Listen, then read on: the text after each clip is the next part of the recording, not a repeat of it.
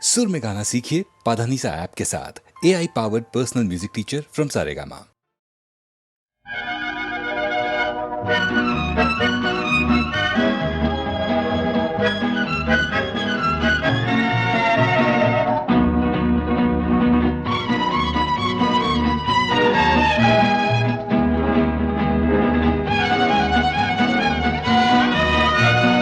இயேசுவை நாம் எங்கே காணலாம், அவர் பேசுவதை எங்கே கேட்கலாம். இயேசுவை நாம் எங்கே காணலாம்.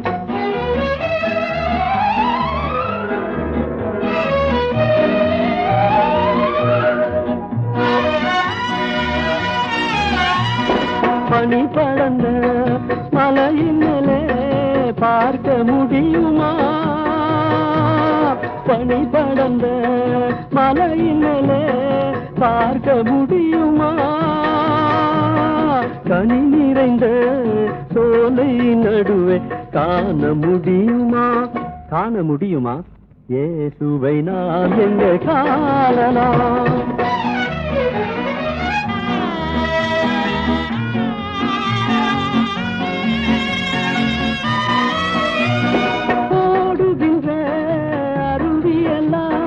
தேடி அலைந்தனே, ஆடுகின்ற அலைக்கடலில் நாடி அயர்ந்தனே. தேடுகின்ற என் எதிரே தெய்வத்தை காணனே. பாடுபடும் ஏழை நான் அழுது வாடினேனே.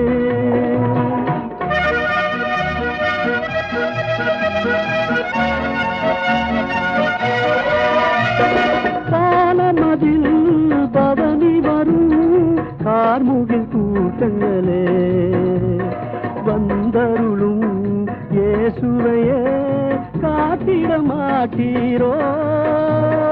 காலமெல்லாம் அவனின் மேல் வீசிடும் காற்றணி, கர்த்தயேசு வாழுமிடும் கூறிட மாட்டாயோ?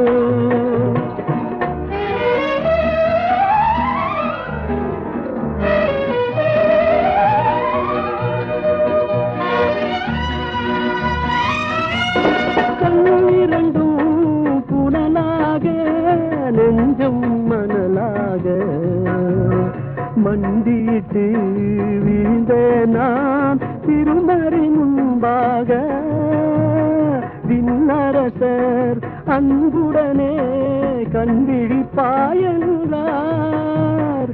கண்விழித்தேன் என் முன்னே கர்த்தர் இயேசு நின்றார். இயேசுவை நாம் எங்கே காணலாம்.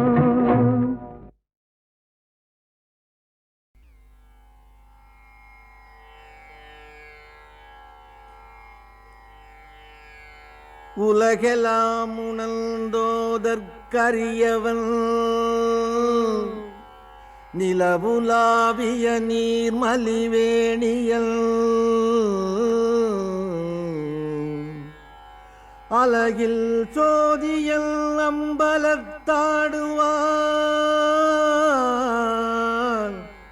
மலர் சிலம்படி வாழ்த்தி வணங்குவோ.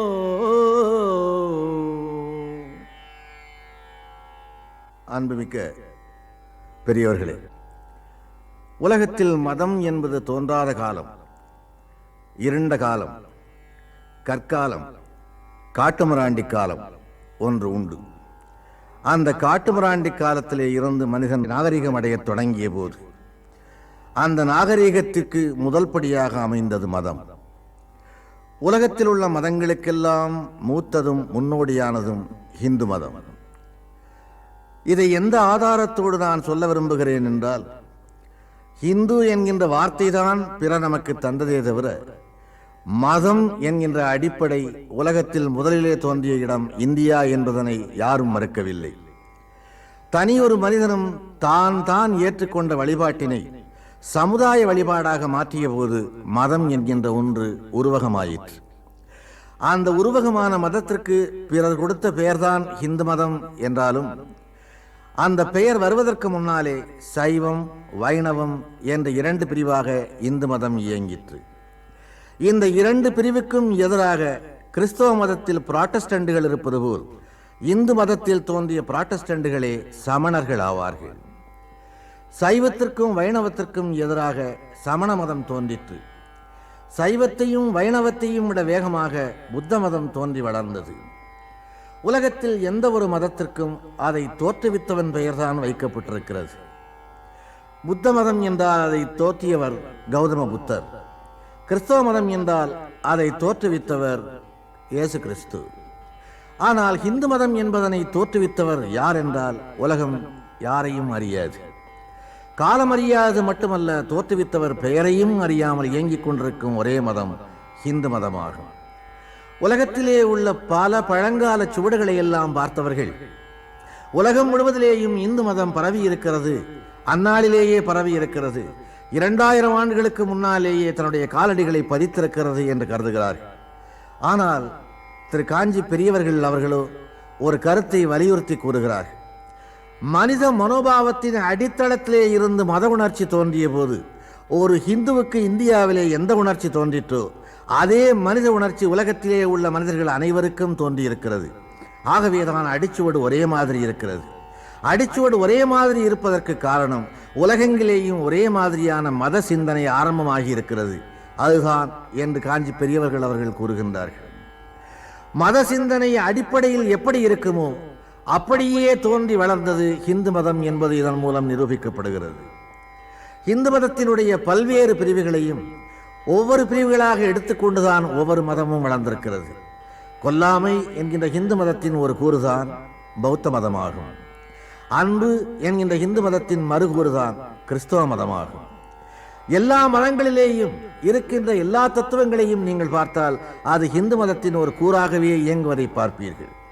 இந்து மதம் என்பதை நதியாக கொண்டால் சில மதங்கள் கால்வாயாக இருக்கின்றன, சில மதங்கள் வாய்க்காலாக இருக்கின்றன. எல்லாமே ஓடி கடலிலே ஈஸ்வரன் என்கின்ற கடலிலே கலக்க வேண்டியவைதான் என்றாலும் மகா நதியாக தோற்றமானது இந்து மதம் ஒன்றேதான். ஆகவேதான் இந்த மதத்துக்கு பெரிய பிரச்சாரர்கள் இல்லாமலேயே 6000 7000 ஆண்டு என்று கூட வயது சொல்லக்கூடிய அளவுக்கு அது உயிரோடு வாழ்ந்து வருகிறது, வளர்ந்து வருகிறது. இந்து மதத்திற்கு அழிவு சக்திகள் எதிராக அவ்வப்போது தோன்றியது உண்டு. ஆனால் தோன்றிய சக்திகளை அது எதிர்க்காமலேயே அவர்கள் அழிந்ததாகவும் வரலாறு உண்டு. வேறு எந்த மதத்தின் மீதும் யாரும் கை வைத்து விமர்சனம் செய்ய முடியாது, இந்து மதத்தை செய்ய முடியும். அப்படி செய்த பின்னாலேயும் கூட இந்து மதம் நிலைத்து நிற்கிறது என்றால் விமர்சனங்களையும் கடந்து அதனுடைய நியாயம் பரவி இருக்கிறது என்பது பொருள். இது வெறும் சந்நியாச மதம் அன்று, வானப்பிரஸ்தத்தை மட்டும் போதிக்கின்ற மதம் அன்று, எல்லோரும் துறவியாக வேண்டும், கடவுளை அடைய வேண்டும் என்று சொல்லுகிற மதம் அன்று.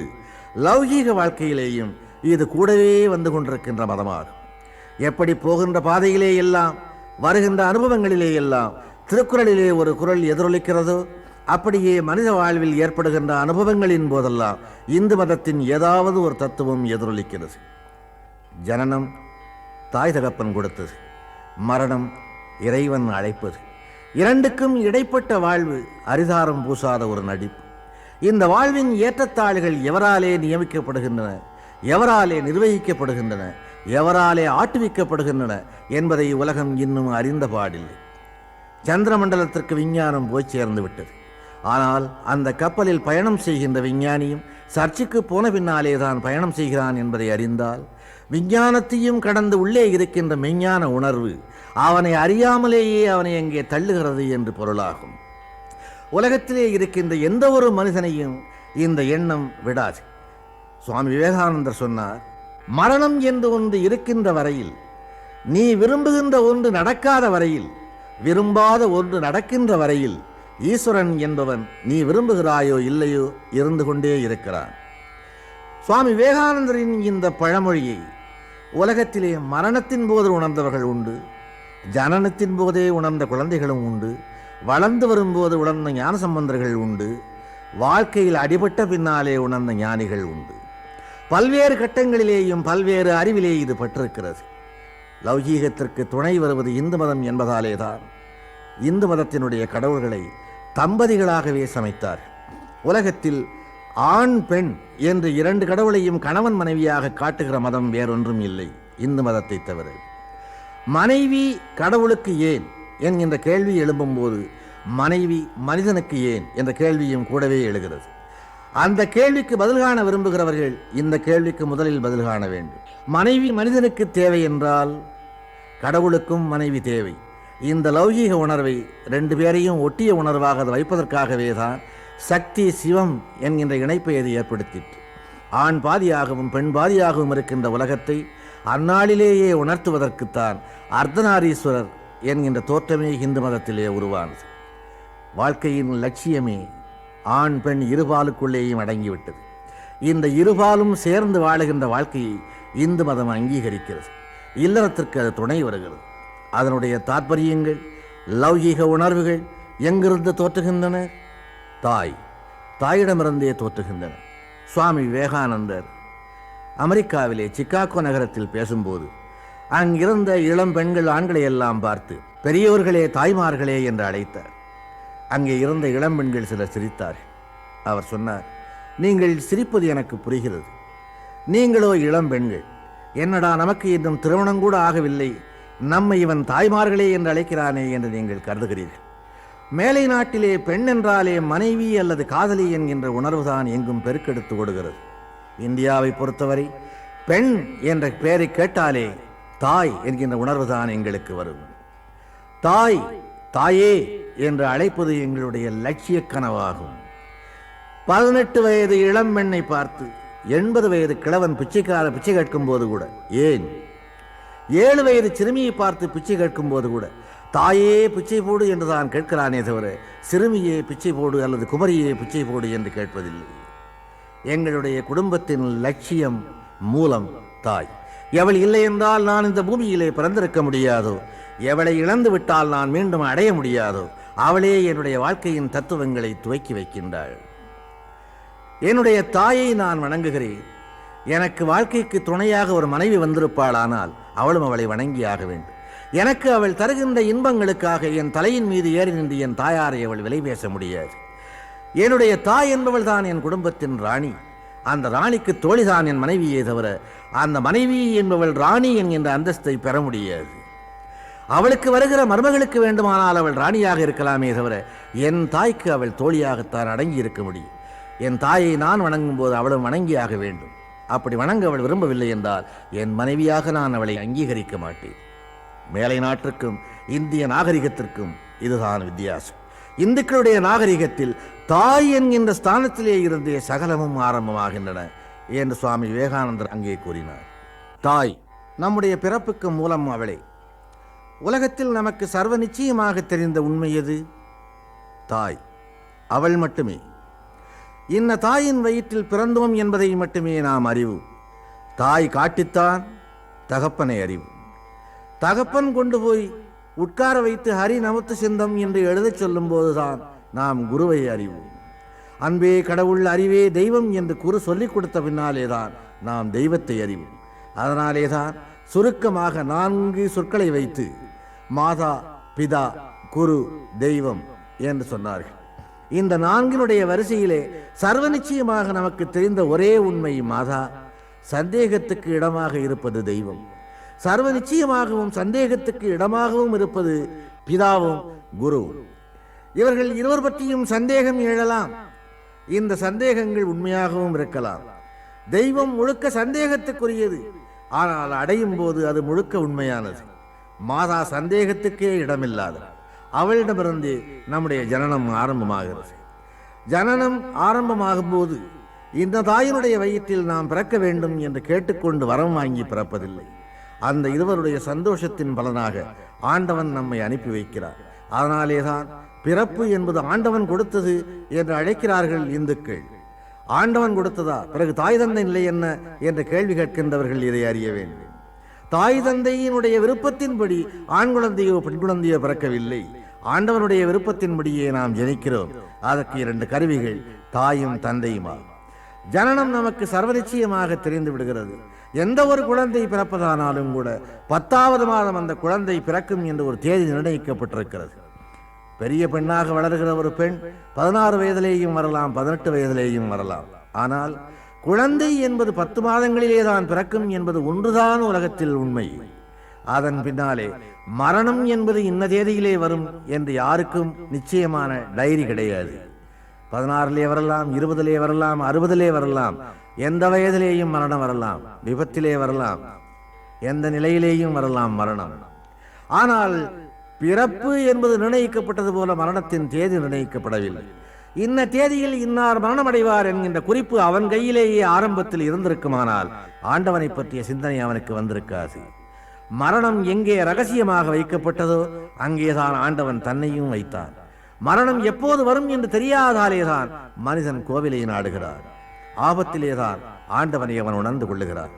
சாலையிலே போய்கொண்டிருக்கும் போது சந்தோஷமாக பேசிக்கொண்டு காரிலே போகிறவன் எதையும் பேசிக்கொண்டு போகலாம். ஆனால் அந்த கார் ஒரு மரத்திலே மோதும் போது அவன் வாயிலிருந்து அவனை அறியாமல் வருகின்ற வார்த்தை ஆண்டவனே என்பதே தவிர அடுத்தொரு வார்த்தை வராது.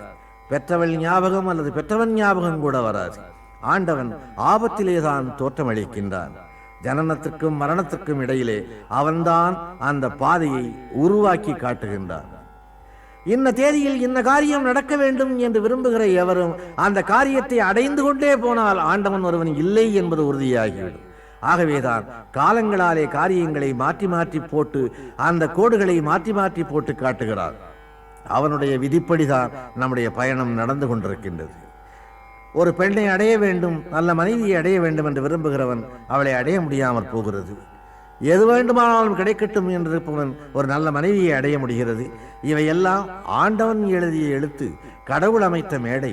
திருமணம் சொர்க்கத்திலே நிச்சயிக்கப்படுகிறது என்று கிறிஸ்டியானிட்டியிலே சொல்லப்படுவது போல ஹிந்து மதமும் அதை முன்னாலேயே சொல்லி இருக்கிறது. ஆகவே வாழ்க்கையில் எது நடந்தாலும் கூட அதற்கு ஆண்டவன் தான் பொறுப்பு என்கின்ற நீதியை முதலிலே துவக்கி வைத்தது ஹிந்து மதம்தான். அந்த ஹிந்து மதம் எதன் மூலம் இவ்வளவு உறுதியாக எந்த அஸ்திவாரத்திலே நின்று கொண்டிருக்கிறது? நம்பிக்கை. அந்த நம்பிக்கையிலேதான் இதுவரையிலே வளர்ந்து வருகிறது. கோயிலுக்கு போனால், அங்கே நம்பிக்கையோடு போனால், ஆண்டவனை நம்பிக்கையோடு கண்டால் நிச்சயமாக அந்த நம்பிக்கை பலனளிக்கின்றது.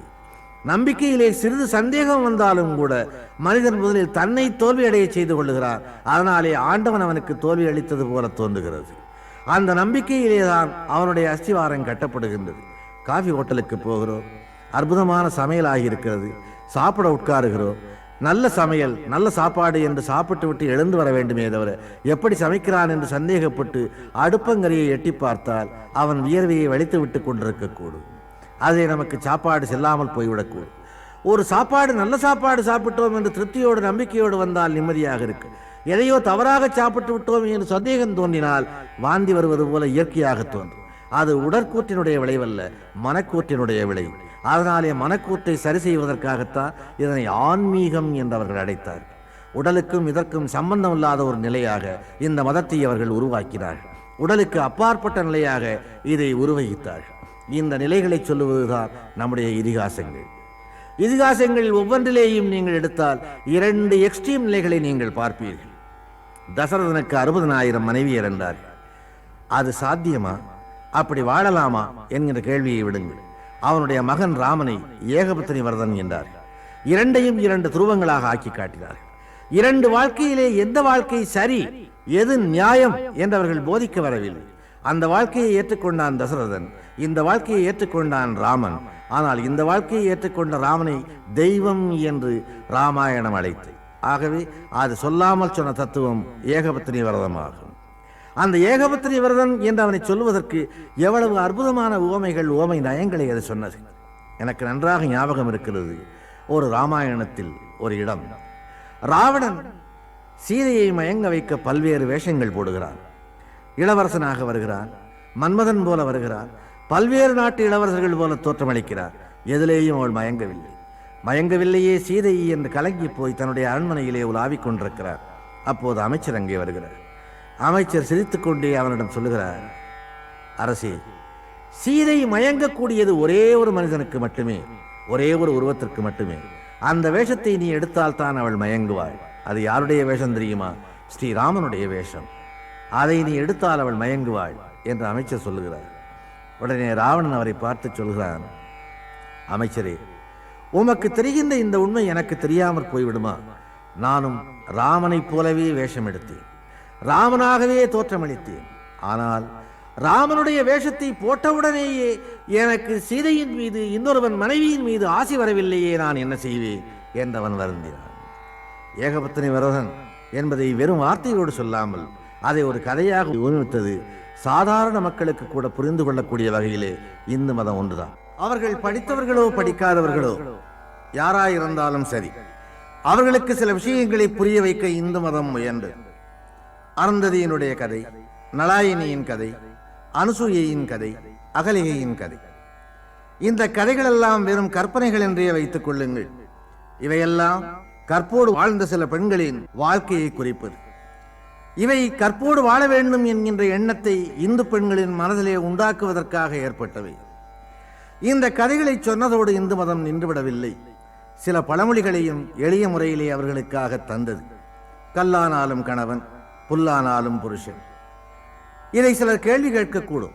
கல்லும் கணவனாகுமா, புல்லும் புருஷனாகுமா என்று கேட்கக்கூடும். பழமொழியை கூர்ந்து கவனிக்க வேண்டும். கல்லும் கணவன், புல்லும் புருஷன் என்றா இந்து மதம் சொன்னது? கல் ஆனாலும் கணவன், புல் ஆனாலும் புருஷன் என்று. உன்னுடைய கணவன் மனது கல்லாக இருந்தாலும் அவன் உனக்கு கணவன். சம்பாதிக்க முடியாதவனாக, ஏழையாக, ஊராரின் கேலிக்குரியவனாக, பேதையாக, புன்மையாக இருந்தாலும் கூட உன்னால் ஏளனம் செய்யப்பட முடியாத உன் புருஷன் அவன் என்று அந்த பெண்ணுக்கு அது போதித்தது. அடக்கத்தை போதித்து, அன்பை போதித்து, ஒரு பெண் உத்தமமாக வாழ வேண்டும், லௌகீகத்தில் அவள் மரியாதையோடு நடந்து கொள்ள வேண்டும் என்பதற்காக அது எடுத்துக்கொண்ட முயற்சிகள் தான் இந்த கதைகள் எல்லாம். இதிகாசமோ புராணமோ அல்லது சிறிய சிறிய கதைகளோ, இவைகளெல்லாம் ஒரு பெண்ணையும் ஆணையும் ஒழுங்கான வழியில் நடக்க வைப்பதற்காக எடுத்துக்கொண்ட முயற்சிகளாகும். காலங்களாலே இந்த முயற்சிகள் வெற்றி பெற்று வந்திருக்கின்றன என்பதை வரலாறு நம்முடைய கண்முன்னாலேயே காட்டுகிறது. சில வார்த்தைகளையே நீங்கள் கூர்ந்து நோக்கினால் இந்து மதத்தினுடைய ஆழ்ந்த தத்துவங்கள் உங்களுக்கு வெளிப்படும். நான் உங்களுக்கு ஒரு தமிழ் வார்த்தையை நினைவுபடுத்துவேன். தவறிப்போன ஒரு பெண்ணை, கெட்டுப்போன ஒரு பெண்ணை வழுக்கி விழுந்தவள் என்று ஏன் கூறுகிறார்கள்? பெண் தலைகுனிந்து நடக்க வேண்டும் என்பது விதி. அவள் தலைகுனிந்து நடந்தால் பூமி எப்படி இருக்கிறது என்பதை கண்டுகொண்டு நடக்க முடியும். தலை நிமிர்ந்து நடந்தால் பூமியும் அவளை வழுக்கி விடக்கூடும். பூமியிலே அவள் வழுக்கி விழுந்தாள் என்பது மட்டுமல்ல, நிமிர்ந்து நடந்த காரணத்தாலே வாழ்க்கையிலேயும் அவள் வழுக்கி விழுந்தாள் என்பதற்காகவே அந்த ஒரு வார்த்தையை தமிழிலே சொன்னார்கள். தமிழ் மட்டுமல்லாது வடமொழியிலேயும் சில வார்த்தைகள் இந்த பெண்களையும் ஆண்களையும் லௌகீகத்துறையில் ஒழுங்குபடுத்துவதற்காகவே ஏற்பட்டவை. ஆக நம்முடைய இதிகாசங்கள், புராணங்கள் யாவையும் கற்பனை, வெறும் கதை, பொய் என்று சொல்கிறவர்கள் கூட தங்கள் வாழ்நாளிலே அனுபவப்படும் போது அவை உண்மையானவையாகவும் இருக்கக்கூடும் என்று கண்டுகொள்ளுகின்றார்கள். கண்ணனுடைய கதை, பஞ்சபாண்டவர்கள் கதை, பாகவதமோ பாரதமோ அதை முழுக்க நீங்கள் எடுத்துக்கொண்டு பார்த்தால் அது ஒரு தெய்வீக கதையாக மட்டும் உங்கள் கண்ணுக்கு தெரியாது. லௌகீக மனிதனுக்கு தேவையான சகல குணங்களையும் உள்ளடக்கிய ஒரு கதையாக அது தோன்றும். கண்ணன் ஒரு பெரிய கடவுள். ஆனால் அவன் உதவிக்கு வரவேண்டிய நேரத்தில் வரவில்லை. காலம் தவறி அவன் உதவிக்கு வந்தான். ஏன்? அறிவை மட்டுமல்லாது அனுபவத்தையும் கொள்முதல் செய்தாக வேண்டும் மனிதன் என்பது விதி. அந்த அனுபவத்தை மனிதன் கொள்முதல் செய்த பின்னாலேதான் ஆண்டவன் கூட காட்சி அளிப்பான் என்பதற்காகவே அந்த கதையை சொன்னார்கள். கண் இது கண்ணாடி என்று சொல்லிவிட்டால் கால் அதை மிதிக்கப் போவதில்லை. கால் அதை மிதித்து செப்டிக்கான பின்னாலேதான் அது கண்ணாடி என்று தெரிந்தால் கண்ணாடிக்கும் காலுக்கும் உள்ள பாந்தம் என்ன என்பதாவது புரியும். அதனாலேதான் அறிவை விட அனுபவத்தை மிக பெரிதாக இந்து மதம் தேர்ந்தெடுத்தது. அந்த அனுபவத்தின் காரணமாக விளைந்த விளைச்சல்களை இதிகாசங்களிலேயும் புராணங்களிலேயும் காட்டிற்று. அந்த கதைகள் இன்றைக்கு ஆங்கிலத்திலேயும் மொழிபெயர்த்து சொல்லப்படும் போது உலகெங்கிலேயும் ஆச்சரியத்தோடு வரவேற்கப்படுகின்றன. அமெரிக்க வானத்தில் இன்றைக்கு ஹரே கிருஷ்ணா ஹரே ராமா என்கின்ற கோஷம் பலமாக எழுந்து நிற்கின்றது.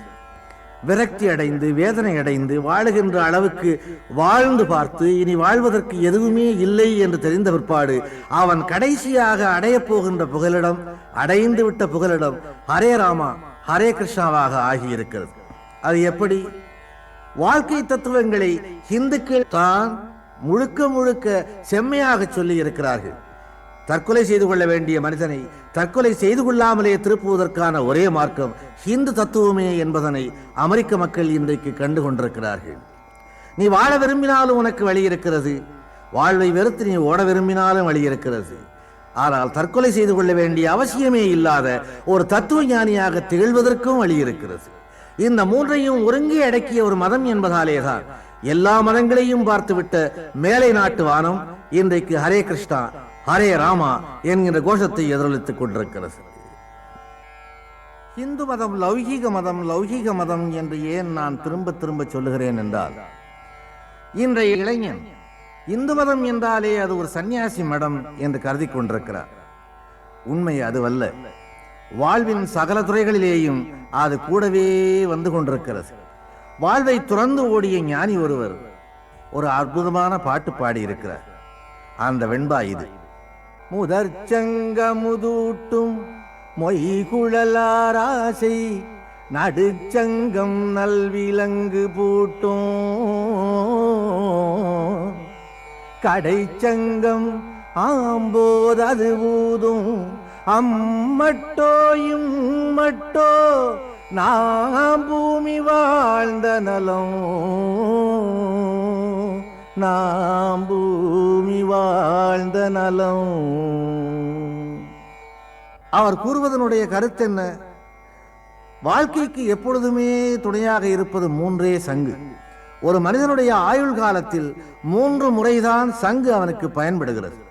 முதற் சங்கு பால் ஊட்டுகிறது, 2வது சங்கு திருமணத்தின் போது ஊதப்படுகிறது, 3வது சங்கு கடைசியாக ஊதப்படுகிறது. அதிலேயும் வார்த்தைகளோடு பட்டினத்தார் எவ்வளவு அழகாக விளையாடுகிறார். முதற்சங்கு அமுதூட்டும் பாலூட்டும், மொய்குழலார் ஆசை நடுச்சங்கம் நல்விலங்கு பூட்டும். நடுச்சங்கம் என்று அவர் சொல்வது நடுவிலே ஊதப்படுகிற சங்கை மட்டுமல்ல, வாழ்க்கையின் நடுப்பகுதி நடுச்சங்கமத்தை குறிக்கும். கடைச்சங்கம் ஆம்போது 3வது சங்கு ஊதுகிறது என்கிறார் அல்லவா? அந்த சங்கம் என்கின்ற வார்த்தை கடைசியிலே சங்கமமாவதையும் குறிக்கும், அழகான சங்கு என்பதையும் குறிக்கும். வாழ்க்கைக்கு இந்த சங்கு 3 முறைதான் துணை வருகிறது. அந்த முதற் சங்கை தாயின் மடியிலே பார்த்தோம். 2வது சங்கு மன வீட்டிலே ஒலிக்கிறது. அந்த மணவீடு மங்களமாக ஒலிக்கிறது. அந்த மணவீட்டுக்குள்ளே நீங்கள் நுழைந்தால் ஏராளமான சடங்குகள் இந்துக்களாலே செய்யப்படுவதை பார்ப்பீர்கள்.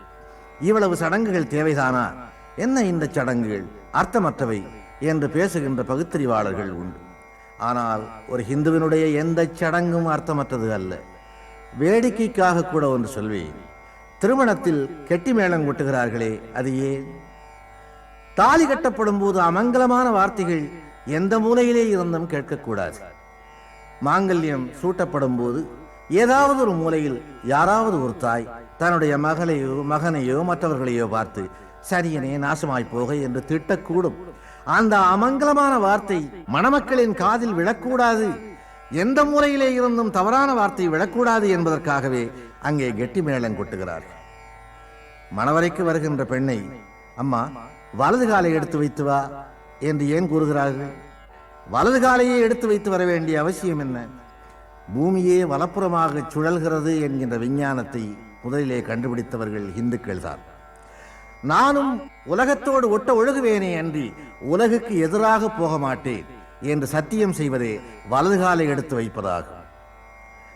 மணமேடைக்கு முன்னாலே அக்னி வளர்க்கப்படுகிறது. அந்த அக்னி நெய்யை ஊற்றி ஒருவர் அதிகப்படுத்திக் கொண்டே இருக்கிறார். மணமக்கள் இருவரும் வேர்க்க விறுவிறுக்க உட்கார்ந்திருக்கிறார்கள். இந்த அக்னிக்கு பதிலாக கொஞ்சம் பாலையோ தண்ணீரையோ வைத்து ஏன் அவர் கரண்டியாலே கலக்கிக் கொண்டே இருக்கக்கூடாது? அதுவும் ஒரு சடங்கு தானே. அங்கே நெருப்பு ஏன் வளர்க்கப்பட வேண்டும்? அந்த நெருப்பு இருவருக்கும் சாட்சியாக இருக்கிறது. 1000 சாட்சிகள் இருந்தாலும் அதையும் மீறிய சாட்சி அக்னி சாட்சி. நீ எனக்கு துரோகம் செய்தாலும் நான் உனக்கு துரோகம் செய்தால் இந்த நெருப்பு நம்முடைய மனதை எரிக்கட்டும். துரோகம் செய்து வாழ வேண்டும் என்று நாம் ஓடினால் இந்த நெருப்பு நம்முடைய உடலையும் எரிக்கட்டும் என்பதுதான் அக்னி சாட்சி என்று கூறப்படுவதாக. கழுத்திலே மாங்கல்யம் சூட்டப்படுகிறது. ஆடவனுக்கு காலிலே வெள்ளியாலே மெட்டி அணிவிக்கப்படுகிறது. ஏன்? தலைகுனிந்து வருகிறவள் தானே இந்து பெண். தலை நிமிர்ந்து வருகின்ற வீரன் தானே இந்து ஆடவன். தலை நிமிர்ந்து வருகின்ற இந்து ஆடவனுடைய கண்ணில் எதிரே வருகின்றவள் திருமணமானவள் என்று தெரிவதற்காக அவள் கழுத்திலே தாலி, தலைகுனிந்து வருகின்ற ஒரு இந்து பெண்ணுடைய கண்களில் எதிரே வருகின்ற ஆடவன் திருமணமானவன் என்று தெரிவதற்காக அவன் கால்களிலே மெட்டி அணிவிக்கப்படுகிறது. வயதான தாய்மார்கள் கூடி வாழ்த்து பாடுகிறார்களே, நான் வாழ்ந்த அளவுக்கு நீயும் வாழ வேண்டும் என்று அவளை வாழ்த்துவது அதனுடைய நோக்கமாகும். அம்மியின் மீது காலை வைக்க சொல்கிறார்களே, அது என்ன வேடிக்கையா? அம்மியைப் போல உறுதியாக அந்த கல்லை போல என்னுடைய கற்பு இருக்கும் என்று உத்தரவாதம் தருவதாகும். அருந்ததி பார்ப்பதையே, அந்த வானத்தில் அருந்ததி ஒருத்திதான் இன்னும் நட்சத்திரமாக மின்னுகிறாள், நானும் அடுத்த நட்சத்திரமாக ஆவேன் என்று சத்தியம் செய்ய சொல்வதாகும். நீங்கள் மாறி மாறி எங்கே சென்றாலும் கூட ஒரு அர்த்தத்தை அந்த இந்து மதத்து சடங்குகளுக்குள்ளே காண முடியும். மங்களமே நிறைந்து நிற்கும்.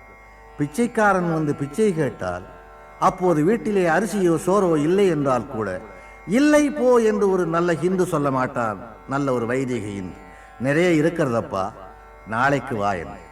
அதற்கு என்ன பொருள் என்பது பிச்சைக்காரனுக்கு தெரியும், பகுத்தறிவாளனுக்கு தெரியாவிட்டாலும் கூட. அதாவது இல்லை என்பது அதனுடைய பொருளாக. அமங்கலமான வீடுகளுக்கு போகிறோம். அந்த வீடுகளுக்கு போய் திரும்பும் போது போகிறேன் என்றுதான் சொல்லிக் கொண்டு வருவார்கள் இந்துக்கள். ஏன் தெரியுமா? இது மாதிரி அமங்கலமோ கெட்ட காரியமோ இனி உன் வீட்டிலே வராது, அதனாலே நான் வரவேண்டிய அவசியம் இருக்காது, போகிறேன் என்பது அதனுடைய பொருளாகும். நல்ல காரியம் நடக்கின்ற வீடுகளுக்கு நாம் போகிறோம். அப்படி போய் திரும்பும் போது போய் வருகிறேன் என்று சொல்லிக் கொண்டு வருவோம். அதன் பொருள் இன்னும் பல நல்ல காரியங்கள் உன் வீட்டிலே நடக்கும், நானும் வந்து ஆசீர்வதிப்பேன் என்பதாகும். மங்களமான செய்திகளை கேட்டுக்கொண்டே இருந்தால் மனிதனுடைய மனோபாவம் மாறுகிறது, மனிதனுடைய முகபாவம் மாறுகிறது, முகத்திலே ஒரு தனி மலர்ச்சி உண்டாகிறது, வயது குறைந்தது போல தென்படுகிறது. துன்பத்தாலே தானே மனிதன் தளர்ந்து போகிறார், சோகச் செய்திகளாலே தானே மனிதன் இடிந்து போகிறார். அதனாலே மங்களமான வார்த்தைகளையே அதிகமாக அவன் காதிலே விழும்படி வைப்பதுதான் இந்து மதத்தினுடைய மிக முக்கியமான நோக்கமாகும். திருமண மங்கலம், மணவினை மங்கலம், வாழ்வின் மங்கலம் அனைத்தையும் பார்த்துவிட்டு வயதான அல்லது வாலிபமான ஒரு மனிதனுடைய அன்றாட கர்மங்களுக்கு வாருங்கள். காலையிலே எழுந்தவுடனேயே அவன் குளித்தாக வேண்டும். ஒரு நல்ல ஹிந்து தினசரி குளிப்பதாலேயே ஆண்டவனுடைய அனுக்கிரகம் வந்துவிடுமா என்று கேட்பவர்கள் பலர். ஆண்டவனுடைய அனுக்கிரகம் வருகிறதோ இல்லையோ, புற உடம்பு சுத்தமாகிறது. புற உடம்பு குளிரும் போது அகமும் குளிர்கிறது. அகத்தை அடிக்கடி குளிர வைக்க உடம்பையும் குளிர வைக்க வேண்டியிருக்கிறது. குளிர்ந்த உடம்புக்குள்ளே ஆன்மா குளிர்ந்து நிற்கிறது. குளிர்ந்த ஆன்மாவுக்குள்ளே ஆண்டவன் சுடர்விட்டு பிரகாசிக்கிறார். நெற்றியிலே ஏன் விபூதி பூச வேண்டும் அல்லது திருமண் இட வேண்டும்? திருநீரு அல்லது திருமண் எதற்கு? சைவர்கள் திருநீர் பூசுகிறார்கள், வைணவர்கள் திருமண் இடுகிறார்கள். வார்த்தைகளை கவனியுங்கள். அது திருநீரு, இது திருமண். கல்யாணம் ஆகாதவர்கள் இறந்து போனால் அவர்களுடைய உடலை பூமிக்குள்ளே புதைக்க வேண்டும் என்பது இந்துக்களுடைய விதி. கல்யாணம் ஆகி வாழ்ந்தவர்கள் இறந்தால் அவர்களுடைய உடலை எரிக்க வேண்டும் என்பது இந்துக்களுடைய விதி. கல்யாணம் ஆகாத உடம்பு மண்ணோடு கலந்து சாந்தி அடையவும், கல்யாணம் ஆகி சாந்தி அடைந்த உடம்பு விண்ணோடு கலந்து ஐக்கியமாகவும், இந்த இரண்டையும் அவர்கள் தேர்ந்தெடுத்தார்கள். அந்த விபூதியை ஏன் பூசச் சொல்லுகிறார்கள்? திருநீரை. காலையிலே எழும்போதே இந்த உடம்பும் இப்படித்தான் நீராக போகிறது என்று அடிக்கடி நினைத்தால் தவறு செய்ய தோன்றாது, பாவம் செய்ய தோன்றாது. என்றைக்கு இந்த உடம்பு நெற்றியிலே இருக்கிற இந்த நீராகுமோ என்ற எண்ணம் வந்தால் அன்றைக்கு யோகியனாக இருக்க சொல்லும். ஒரு நாளோடு பூசி விட்டு விட்டால் ஒரு நாள் மட்டும்தான் நீ யோகியனாக இருக்க முடியும். தினசரி நீ பூசிக்கொண்டே இருந்தால் தினசரி யோகியனாக இருக்க முடியும். திருமண் என்றதை ஏன் அழைக்கிறார்கள் என்றால், இது மண்ணாகவும் போகக்கூடும் என்பதாலேதான். ஒன்று மண்ணாகலாம் அல்லது நீராகலாம் என்பதாலேதான். அதனாலேதான் மண் இடுவதும் நீர் பூசுவதும் இந்துக்களுடைய பழக்கமாயிற்று. இன்னொன்று, காலையிலே எழுந்தவுடனே ஒரு இந்து குளித்துவிட்டு விபூதி பூசி அல்லது திருமண் இட்டு அரை மணி நேரமாவது அல்லது ஒரு மணி நேரமாவது பூஜையிலே அமர்கிறானேயே, இதுவரையிலே அதற்கு ஒரு விளக்கம் எனக்கு தெரியாமல் இருந்தது. இன்றைக்கு வியாதிகள் எவ்வளவோ வந்திருக்கின்றன, அந்த வியாதிகளுக்கு மருந்துகளும் வந்திருக்கின்றன. ஆனால் அந்த நாளிலே இந்த வியாதிகள் ஓரளவுக்கு இருந்தன, ஆனால் இவற்றுக்கு மருந்து இல்லை. மிக முக்கியமானது இரத்த கொதிப்பு என்கின்ற வியாதியாகும். இந்த இரத்த கொதிப்பு வியாதிக்கு மருந்தே இல்லை 25 ஆண்டுகளுக்கு முன்னால் வரை. அண்மையிலே மகரிஷி யோகி அவர்கள் கார்டியோகிராஃப் போட்டு டாக்டர்கள் கூட ஒப்புக்கொள்ளக்கூடிய அளவிலே ஒரு புத்தகம் எழுதியிருக்கிறார். அதில் அவர் என்ன குறிப்பிடுகிறார் என்றால், ஏதாவது ஒரு பொருளை 20 நிமிஷ நேரம் அப்படியே வேறு சிந்தனை இல்லாமல், சமனம் இல்லாமல், சலனம் இல்லாமல் நீ சிந்தித்துக் கொண்டே இருந்தால் உன்னுடைய இரத்த கொதிப்பு இறங்கும், ஏறுகிற கொதிப்பு இறங்கும் என்று அவர் குறிப்பிட்டிருக்கிறார். இதற்கு ஏதாவது ஆதாரம் உண்டா என்று கேட்கிறீர்களா? நானே ஆதாரம். அந்த 20 நிமிஷமும் நீ ஆண்டவனைத்தான் நினைக்க வேண்டும் என்று நினைப்பதில்லை. உன் புத்தி குரங்கை நினைக்குமானால் அதை நினைக்கலாம், வேறு புத்தகத்தை நினைக்குமானால் அதை நினைக்கலாம். ஏதாவது ஒன்றைத்தான் அந்த 20 நிமிஷம் நினைக்க வேண்டும். அந்த ஒன்றையே பற்றி ஒன்றையே தொடர்ந்தால் அந்த 20 நிமிஷத்திற்குள் இரத்த கொதிப்பு இறங்கி விடுகிறது. அதனாலே தான் அந்த ஒன்று ஆண்டவனாக இருந்தால் கொதிப்பும் இறங்கும், கடைசி காலத்திற்கு புண்ணியமும் கிடைக்குமே என்று இந்துக்கள் தியானத்திலே அமர்கிறார்கள். தியானம் என்பதனுடைய நோக்கமே அதுதான். தியானம் செய்வதன் மூலமாக விதியை வென்றுவிடலாமா? விதி விதி என்று இந்துக்கள் சொல்கிறார்களே, அந்த விதியை தியானம் வென்றுவிடுமா என்றால், விதியை தியானம் வெல்லுகிறதோ இல்லையோ ஒரு கட்டுப்பாட்டுக்குள் கொண்டு வந்து நிறுத்துகிறது. அந்த விதியை ஏற்றுக்கொள்ளக்கூடிய பக்குவத்தை உனக்கு தந்து விடுகிறது. எல்லாமே உனக்கு விதிக்கப்பட்ட விதிதான். உனக்கு விதிக்கப்பட்ட வாழ்க்கையே விதி என்று இந்து மதம் கூறுகிறது. உனது வாழ்க்கை எந்த சாலையில் போனாலும் அது இறைவன் விதித்ததே.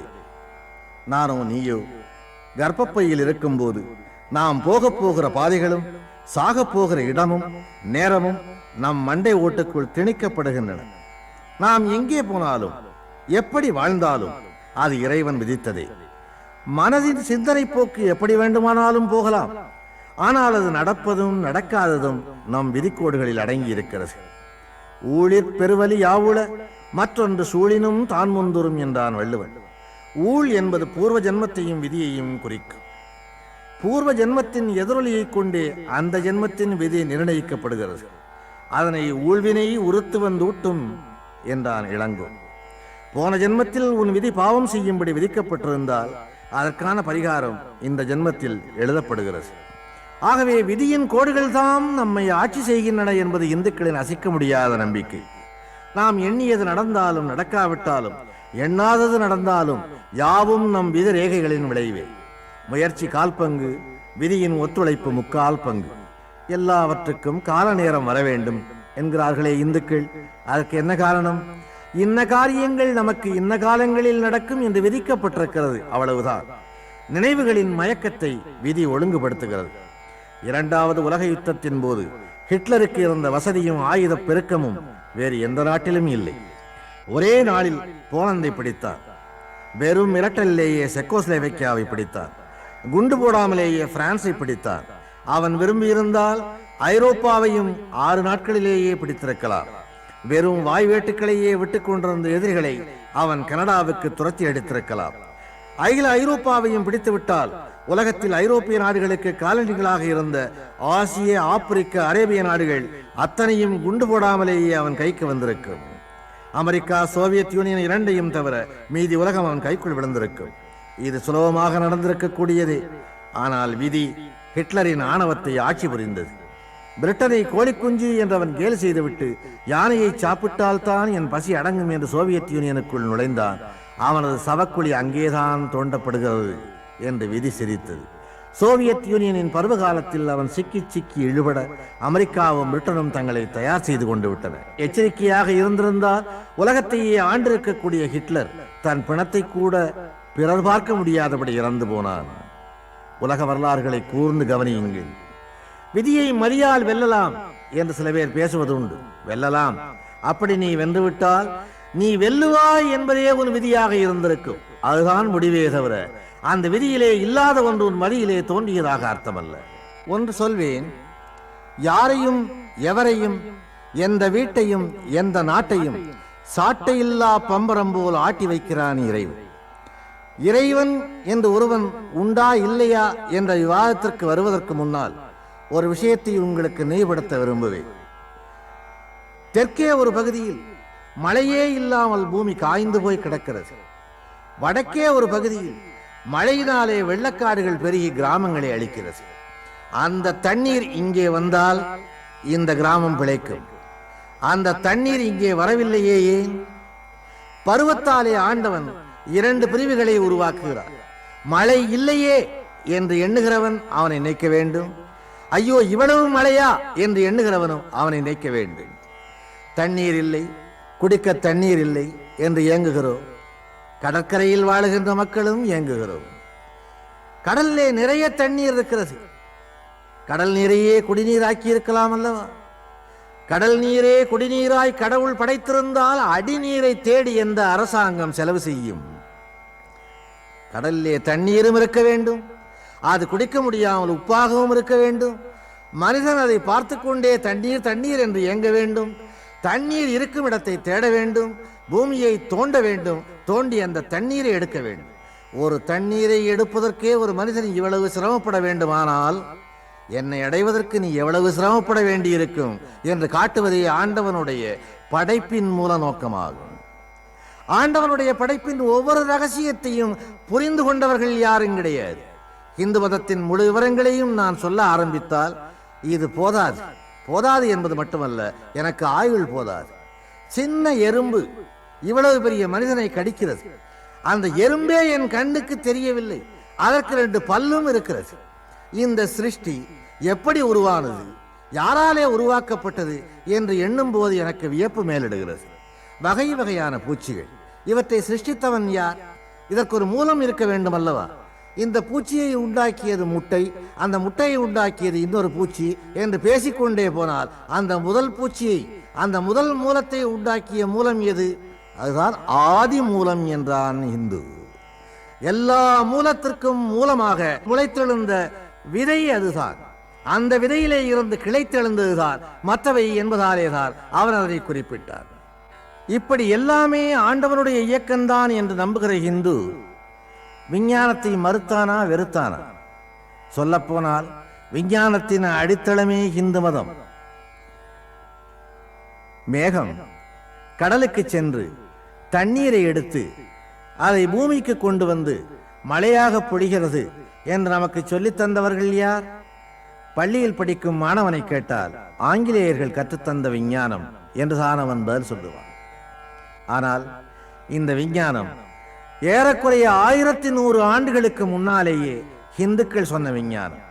அதிலேயும் ஒரு பெண் பாவை சொன்ன விஞ்ஞானம். மேகம் கடலிலே இருந்து தண்ணீரை எடுத்துத்தான் மழையாக பொழிகிறது என்பதை விஞ்ஞான கருவிகள் ஏதும் இல்லாத காலத்திலேயே எடுத்து காட்டியவர் கோதை நாச்சியார் என்கின்ற ஆண்டாள். ஆழி மழை கண்ணா ஒன்று நீ கை கரவேல், ஆழியுட்புக்கு முகந்து கொடு ஆர்த்தேரி, ஊழி முதல்வன் உருவம் போல் மெய்கருத்து, பாழியந்தோளுடை பத்மநாபன் கையில் ஆழி போல் மின்னி வலம்புரி போல் நின்றதிர்ந்து, தாழாதே சாரங்கம் உதிர்த்த சரமலை போல் வாழ உலகில் பெய்திடாய், வாழ உலகில் பெய்திடாய். ஆழி மழைக்கண்டா ஒன்று நீ கைகரவே, ஆழியுட்புக்கு முகந்து கொடு ஆர்த்து வானில் ஏறி, ஆழியுட்புக்கு முகந்து கொடு ஆர்த்தேரி, பாளியந்தோளுடை பத்மநாபன் கையில் ஆளி போல் மின்னி மின்னலிட்டு, வலம்புரி போல் நின்று அதிர்ந்து இடி இடித்து, தாழாதே சாரங்கம் உதைத்த சரமலை போல், சாரங்க வில்லிலே இருந்து புறப்பட்ட கணைகள் போல் பூமியிலே மழையாக பொழிவாயாக என்று வேண்டினாள் ஆண்டாள். வெள்ளைக்காரன் இதனை கண்டுபிடிப்பதற்கு 1000 ஆண்டுகளுக்கு முன்னாலேயே ஹிந்து விஞ்ஞானம் இதை கண்டுபிடித்தது. ஹிந்து வேதங்கள் நாளிலேயும் சொல்லப்படுகிற ஒரே கருத்து, நீ ஆண்டவனை தேடி எங்கே புறப்பட்டு சென்றாலும் முடிவிலே அங்கே வந்து சேருவாய் என்பதாகும். எப்படி நீ சுற்றி வந்தாலும் அங்கே வருவாய், நேர் சாலையிலே போனால் நீ அங்கே வந்து நிற்பாய் என்கிறது. இங்கே இருந்து புறப்பட்டால் நீ இங்கேயே வந்து நிற்பாய் என்றால் முதலிலே பூமி உருண்டை என்று கண்டுபிடித்தவனும் ஹிந்துதான். பூமி உருண்டை, மேகம் மழையை எப்படி பொழிகிறது, இவற்றை அனைத்தையும் கண்டு சொன்னது ஹிந்து விஞ்ஞானம். ஆகவே ஹிந்து வெறும் விஞ்ஞானத்தையோ அல்லது அதீதமான ஒரு கடவுள் கொள்கையையோ மட்டும் சொன்னவன் அல்ல, அவன் விஞ்ஞானத்தையும் வலியுறுத்தியவனாவான். இன்றைய விஞ்ஞானத்தை அவன் ஏற்றுக்கொள்ளுகிறான். அதனாலேதான் இன்றைய விஞ்ஞானிகள் இந்து மதத்தினுடைய தத்துவங்களை ஏற்றுக்கொண்டு ஹரே கிருஷ்ணா ஹரே ராமாவுக்கு வந்திருக்கிறார்கள். ஆனால் இந்த விஞ்ஞானம், இந்துக்களுடைய விஞ்ஞானம் இவ்வளவு சிறப்புடையது என்பதை ஏற்றுக்கொள்ளாதவர்களும் உண்டு. அவர்கள் இந்தியாவிலே மட்டுமில்லை, உலகமெங்கிலேயும் இருந்தார்கள். அவர்களை வடமொழி நாஸ்திகர்கள் என்று அழைக்கும். நம்புகிறவனை ஆஸ்திகன் என்று அழைக்கும். நாஸ்தி என்றால் இல்லை, ஆஸ்தி என்றால் உண்டு என்று பதில் சொல்வார்கள். அந்த பொருள் மட்டுமல்ல, நாஸ்தி என்றால் ஒன்றுமே இல்லை, ஆஸ்தி என்றால் சொத்து என்கின்ற பொருளும் அதற்கு உண்டு. இல்லை என்று சொல்லுகிறவனுக்கு எந்த விதமான அறிவும் தேவையில்லை. உண்டு என்று சொல்லுகிறவனுக்குத்தான் அறிவு தேவை. என்னென்ன எங்கெங்கே இருக்கிறது என்று கண்டு சொல்ல வேண்டியவன் உண்டு என்று சொல்லுகிறவன் மட்டுமே. இல்லை என்று சொல்லுகிறவன் கண்ணை மூடிக்கொண்டு மாற்றி மாற்றி இல்லை இல்லை இல்லை என்று சொல்லலாம். ஆண்டவன் உண்டா? இல்லை. அது உண்டா? இல்லை. இது உண்டா? இல்லை. அந்த ஒரு வார்த்தையை மட்டும் அவனுக்கு கற்றுக் கொடுத்தால் போதும். அவனுக்கு வயது கூட வர வேண்டாம், வாலிபனாகவும் வேண்டாம். குழந்தைக்கே அந்த வார்த்தையை கற்றுக் கொடுத்தால் அது திரும்ப திரும்ப சொல்லும். ஆனால் ஆண்டவன் இருக்கிறான் என்று சொல்லுகிறவன் அந்த நம்பிக்கைக்கு அடித்தளத்தை விவரித்தாக வேண்டும். விபூதி பூசுகிறவன் ஏன் பூசுகிறேன் என்பதற்கான காரணத்தை சொல்லியாக வேண்டும். காரணம் இல்லாமல் நான் இதை செய்யவில்லை என்று அவனை நம்ப வைக்க வேண்டும். அவனை மட்டுமல்ல, அவனுடைய மூதாதைகளையும் நம்ப வைக்க வேண்டும், அடுத்த தலைமுறையையும் நம்ப வைக்க வேண்டும். ஆஸ்திகனுக்கு இருக்கின்ற சிரமம் இதுதான். இந்த சிரமத்தை சுலபப்படுத்தி அர்த்தத்தோடு சொல்லிவிட்டு போறது இந்து மதம் ஒன்றுதான். வேறு எந்த மதத்திலேயும் அர்த்தம் உண்டு. நான் மற்ற மதங்களை பற்றி குறைத்து பேச மாட்டேன். எல்லா மதங்களையும் தன்னுள்ளே ஐக்கியப்படுத்திக் கொண்ட மதம் இந்து மதமாகும். நாஸ்திகனை கூட அந்த மதம் வெறுத்ததில்லை. ஆஸ்திகனை விட அதிகம் தன் பெயரை சொல்லுகிறவன் நாஸ்திகன்தான் என்று ஆண்டவனே ஒரு இடத்தில் கூறியிருக்கிறார். அதனாலே நாஸ்திகன்தான் என்னுடைய முதல் பக்தன் என்று அவனையும் அரவணைத்துக் கொள்ளுகிறது இந்து மதம். அவனையும் வெளியே அனுப்புவதாக இல்லை. என்னுடைய மதத்தின் ஒரு கிளைதான் மற்ற மதம் என்று சொல்லி அதையும் அரவணைத்துக் கொள்ளுகிறது. இந்து மதம் யாரையும் கைவிட்டு விட்டு தன்னை வெறுப்பவனை கூட விட்டுவிட்டு ஓட முயன்றதே இல்லை. நீ இந்து மதத்தை வெறுக்கிறாயா?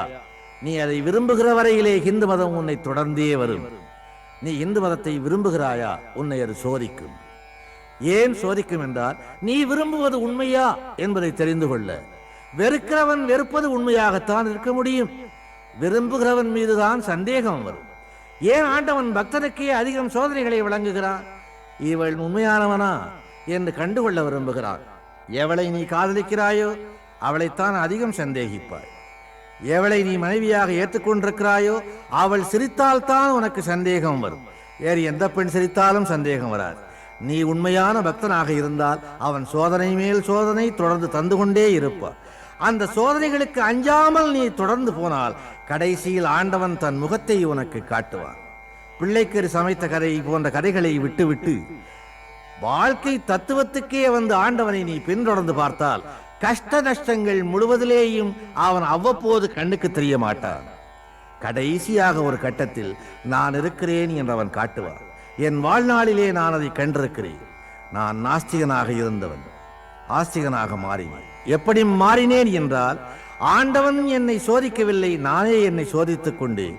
சோதித்த துன்பங்களின் மூலமாக ஆண்டவனை உணர்ந்தேன். ஆண்டவன் மேலும் சோதித்தார். ஏற்கனவே இந்த சோதனையில் எனக்கு ஒரு பக்குவம் இருந்த காரணத்தாலே சிக்கன பிடித்தேன், தேவனே உன்னை செய்வதொன்று இனி அறியேனே என்று பின்னாலே தொடர்ந்தேன். இன்று எனக்கு ஒரு தைரியம் இருக்கிறது, நிம்மதி இருக்கிறது, துணிச்சல் இருக்கிறது. மரணத்தை பற்றிய பயம் அற்று போய்விட்டது. மரணத்தின் பின்னாலே மோட்சமோ நரகமோ எங்கே போனாலும் கூட கண்ணன் துணை இருப்பான் என்ற நம்பிக்கை பிறக்கிறது. நம்பிக்கை நம்பிக்கை ஒரு ஹிந்துவுக்கு கடைசி வரை கை கொடுப்பது அதுதான். ஸ்ரீ கிருஷ்ணார்ப்பணம்.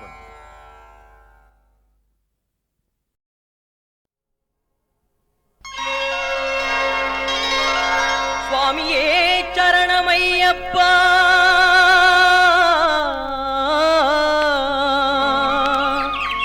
சுவாமியே சரணம் ஐயப்பா.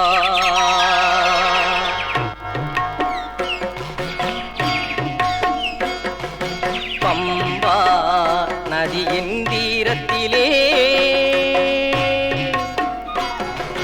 பம்பா நதியின் தீரத்திலே நாம் பணிவுடன் குளித்தால் வினை போகும்.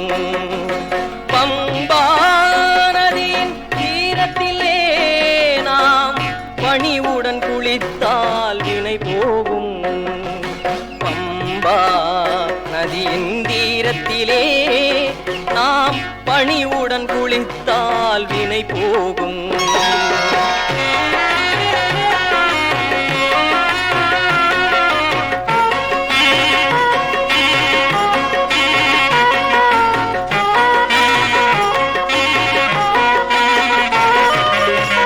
செம்பொன் மேனி ஒளி வீசும் ஐயன் சீதள முகமே அருள் பாய்ச்சும்.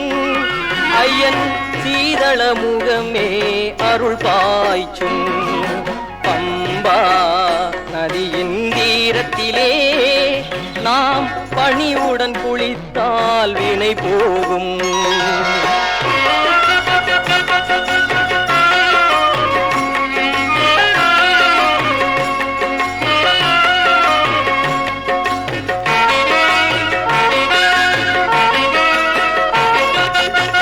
நெஞ்ச அழுக்குகள் விரைந்தோடும் நம் நினைவில் தூய்மை மனமோங்கும். நெஞ்ச அழுக்குகள் விரைந்தோடும் நம் நினைவில் தூய்மை மனமோங்கும். அஞ்சும் உணர்வுகள் கலைந்தேகும் சபரி அழகு கிரியை நம் பதம் தேடும். பம்பா நதியின் தீரத்திலே நாம் பணிவுடன் குளித்தால் வினை போகும். பம்பா நதியின் தீரத்திலே நாம் பணிவுடன் குளித்தால் வினை போகும். தையாரே தையா தையா தையாரே தையா தையாரே தைத்தகத்தோம் சுவாமி தையாரே தைத்தகத்தோம். ஐயப்ப திண்டகத்தோம் சுவாமி திண்டகத்தோம். திண்டகத்தோம் சுவாமி திண்டகத்தோம். ஐயப்ப திண்டகத்தோம் சுவாமி திண்டகத்தோம்.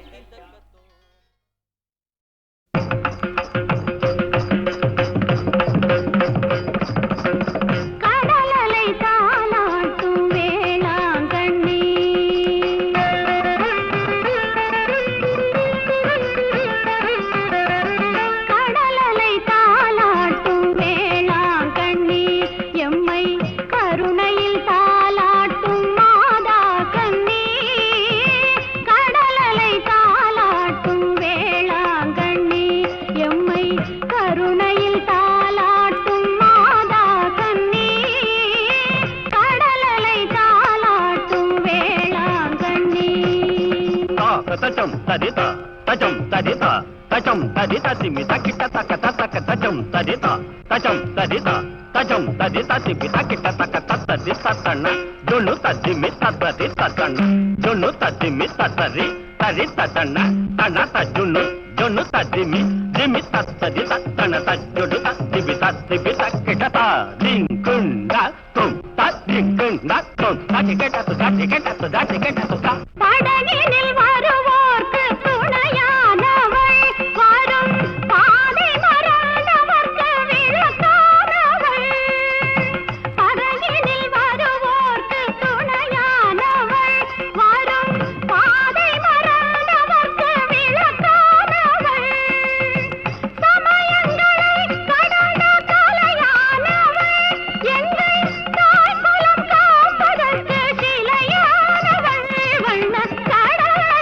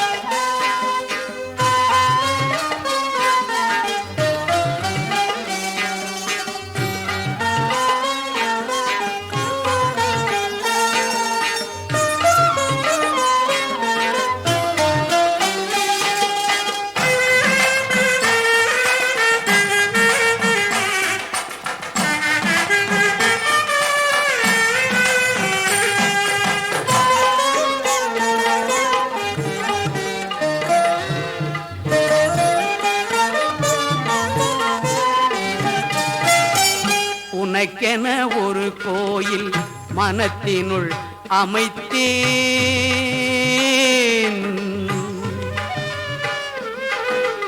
உனக்கென ஒரு கோயில் மனத்தினுள் அமைத்தேன். தினை புன வள்ளி தெய்வானையை அழைத்தேன். உனக்கென ஒரு கோயில் மனத்தினுள் அமைத்தேன். தினை புன வள்ளி தெய்வானையை அழைத்தேன். உனக்கென ஒரு கோயில் மனத்தினுள் அமைத்தேன்.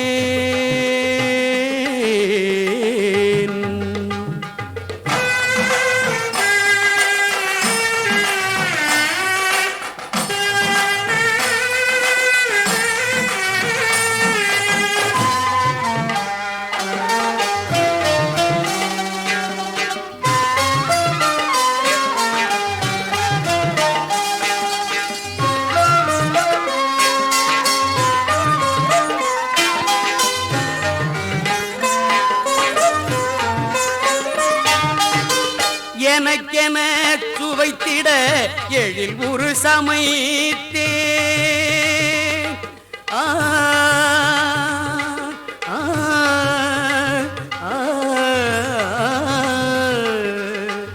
எனக்கென சுவைத்திட எழில் ஒரு சமைத்தேன்.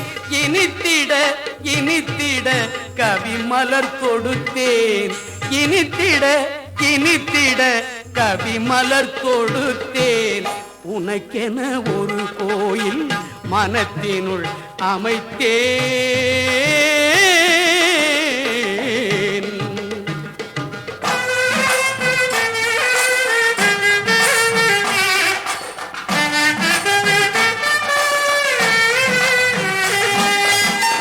குணத்தினில் உயர்ந்தனின் குளிர் விழி தீட்டி குன்றக்குடி அமர்ந்த கோலத்தை கூட்டி அணைத்திடும் அன்னையர் அருள் நிலை காட்டி. அணைத்திடும் அன்னையர் அருள் நிலை காட்டி அன்பையே அபிஷேகம் செய்து பாராட்டி. அன்பையே அபிஷேகம் செய்து பாராட்டி. உனக்கென ஒரு கோயில் மனத்தினுள் அமைத்தேன்.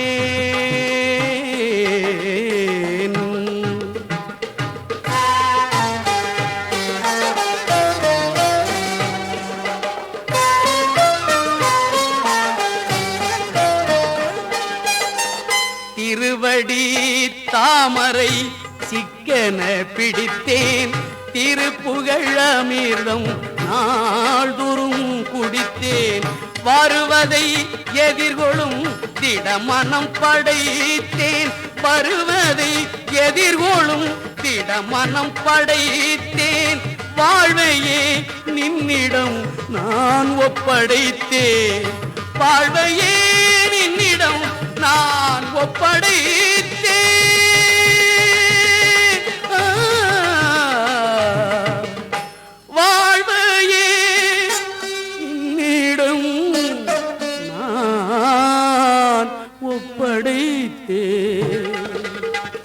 உனக்கென ஒரு கோயில் மனத்தினுள் அமைத்தேன். தினை புன வள்ளி தெய்வானையை அழைத்தேன். உனக்கென ஒரு கோயில் மனத்தினுள் அமைத்தேன்.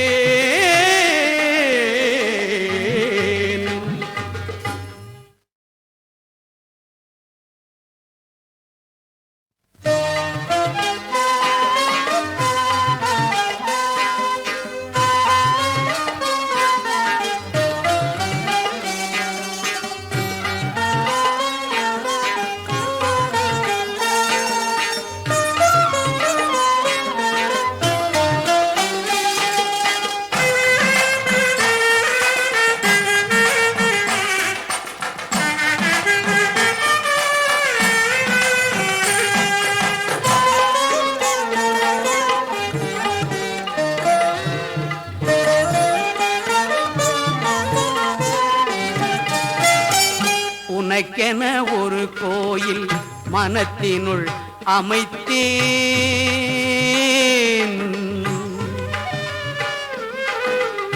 உனக்கென ஒரு கோயில் மனத்தினுள் அமைத்தேன். தினை புன வள்ளி தெய்வானையை அழைத்தேன். உனக்கென ஒரு கோயில் மனத்தினுள் அமைத்தேன். தினை புன வள்ளி தெய்வானையை அழைத்தேன். உனக்கென ஒரு கோயில் மனத்தினுள் அமைத்தேன்.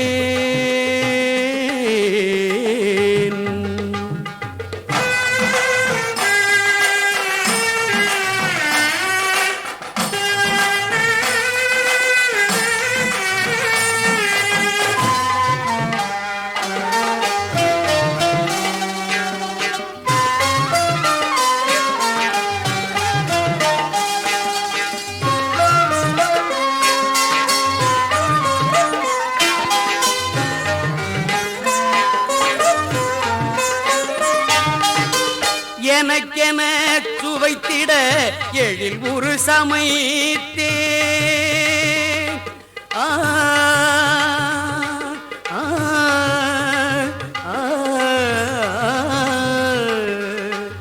எனக்கென சுவைத்திட எழில் ஒரு சமைத்தேன். இனித்திட இனித்திட கவி மலர் தொடுத்தேன். இனித்திட இனித்திட கவி மலர் தொடுத்தேன். உனக்கென ஒரு கோயில் மனத்தினுள் அமைத்தேன்.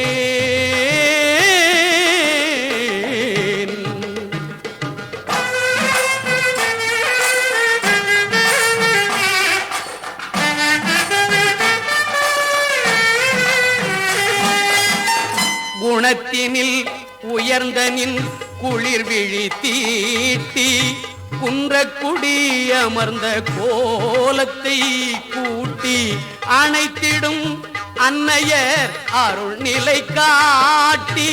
அணைத்திடும் அன்னையர் அருள் நிலை காட்டி அன்பையே அபிஷேகம் செய்து பாராட்டி. அன்பையே அபிஷேகம் செய்து பாராட்டி.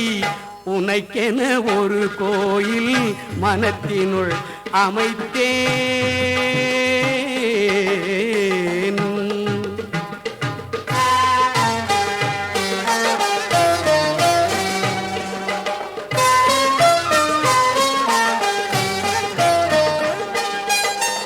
திருவடி தாமரை சிக்கன பிடித்தேன். திருப்புகழ் அமிர்தம் நாள்தோறும் குடித்தேன். வருவதை எதிர்கொள்ளும் திடமனம் படைத்தேன். வருவதை எதிர்கொள்ளும் திடமனம் படைத்தேன். வாழ்வையே நின்னிடம் நான் ஒப்படைத்தேன். வாழ்வையே நின்னிடம் நான் ஒப்படைத்தேன்.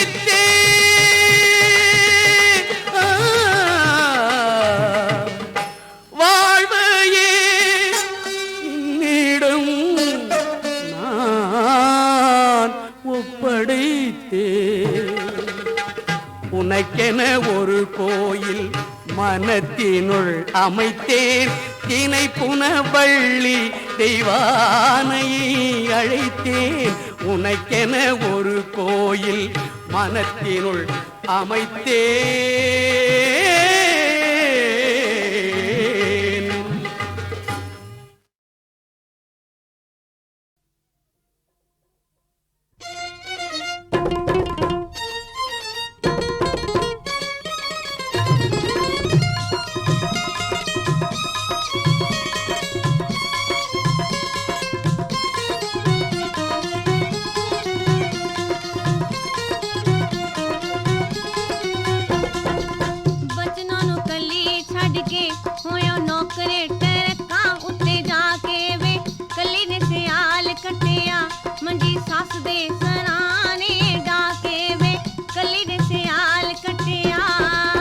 लगे आजा गेड़ा बजनों दुख तोड़ दूंगा जटिए पुराने नी दिल्ली नू ट्रक चलदा अजे टूमा मैं पंजाब विचों दाने नी दिल्ली नू ट्रक चलदा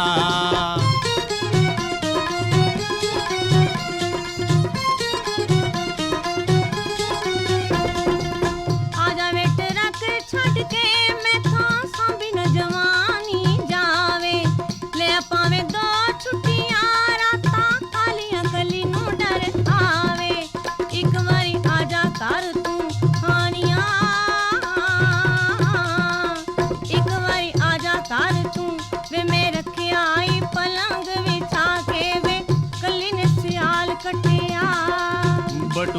फोटो कट के लावे कालज ड्राइवर तेरी इन बिन तेरे वर्गी गड्डी बचनों मरसरी मेरी बैठ के स्टेरिंग ते हानने नी बैठ के स्टेरिंग ते तैनू याद करा अनजाने नी दिल्ली नू ट्रक चलदा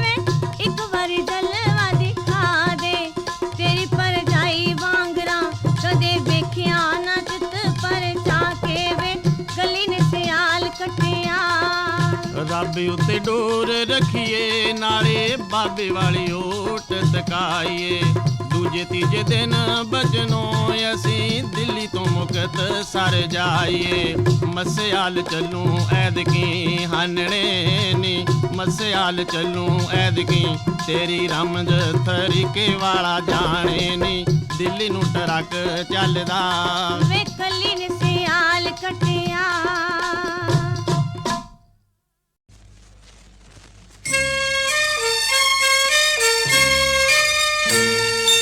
தேவபிதா எந்தன் மேய்ப்பனல்லோ சிறுமை தாழ்ச்சி அடைகிலனே தேவபிதா எந்தன் மேய்ப்பனல்லோ சிறுமை தாழ்ச்சி அடைகிலனே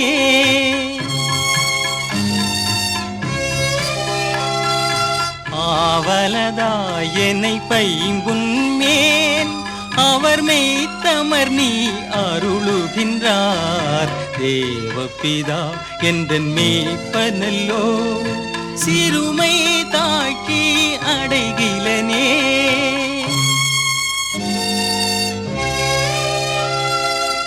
ஆத்தும தன்னை குளிரப்பணி அடியேன் கால்களை நீதி என்னும் நேர்த்தியம் பாதையில் அவர் நிமித்தம் நிதமும் சுகமாய் நடத்துகின்றார் தேவபிதா எந்தன் மேய்ப்பனல்லோ சிறுமை தாழ்ச்சி அடைகிலனே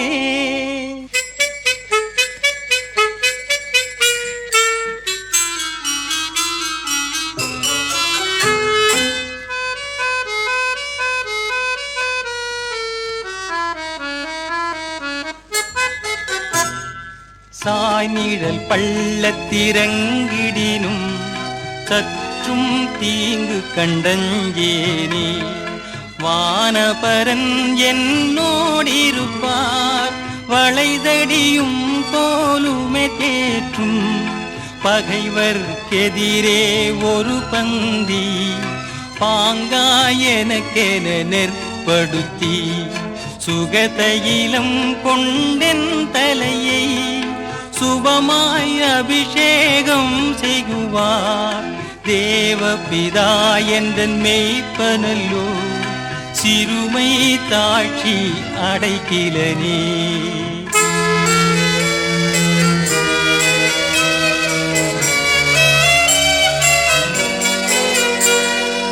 ஆயுள் முழுவதும் என் பாத்திரம் அருளும் நலமுமாய் நிரம்பும் நேயன் வீட்டினில் சிறப்போடே நெடுநாள் குடியாய் நிலைத்திருப்பே தேவபிதா எந்தன் மேய்ப்பனல்லோ சிறுமை தாழ்ச்சி அடைகிலனே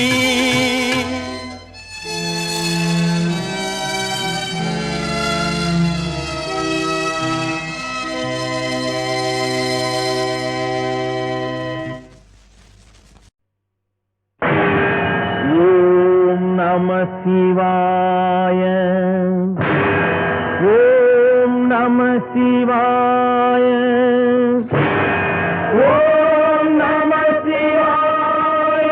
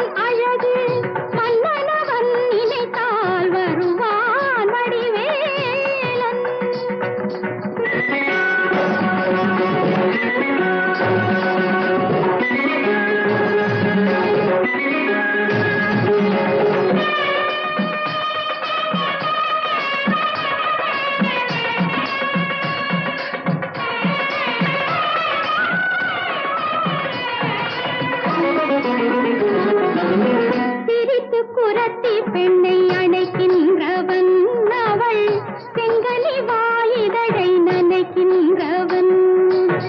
சிரித்து குரத்தி பெண்ணை அணைக்கின்றவன் அவள் செங்கனி வாயிதழை நனைக்கின்றவன். இடையினில் கை கொடுத்து வளைக்கின்றவன் அள்ளியிடுகின்றவன் சொர்க்கம் தருகின்றவன்.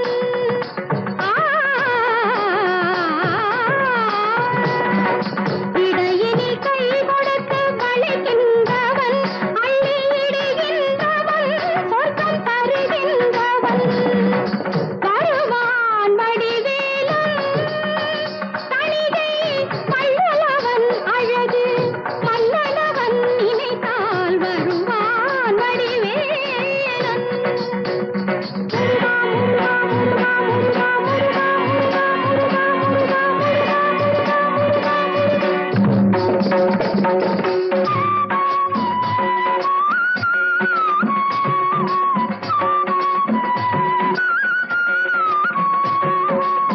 அடியவர் கேட்டவரம் தருகின்றவன் என்றும் அவர் கண்ணில் நேராக தெரிகின்றவன். அடியவர் கேட்டவரம் தருகின்றவன் என்றும் அவர் கண்ணில் நேராக தெரிகின்றவன். கொடியவர் பகை தீர்த்து முடிக்கின்றவன் சேவல் கொடியவன் நமக்கு இனியனவன். கொடியவர் பகை தீர்த்து முடிக்கின்றவன் சேவல் கொடியவன் நமக்கு இனியனவன். சேவல் கொடியனவன் நமக்கு இனியனவன். வருவான் வடிவேலன் தணிகை வள்ளலவன் அழகு மன்னனவன் நினைத்தால் வருவான் வடிவேலன்.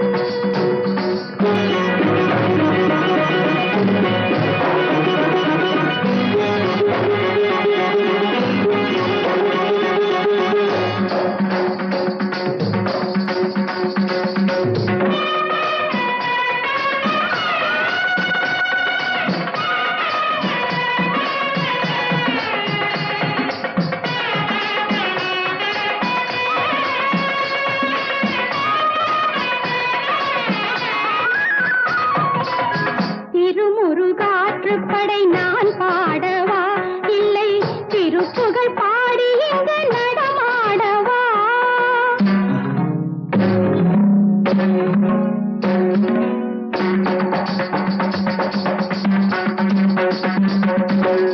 திருமுருகாற்றுப்படை நான் பாடவா இல்லை திருப்புகழ் பாடி இங்கு நடமாடவா? கந்தர் சஷ்டி கவச கவி பாடவா அவன் முன் கையேந்தவா வெற்றி கடல் ஏந்தவா?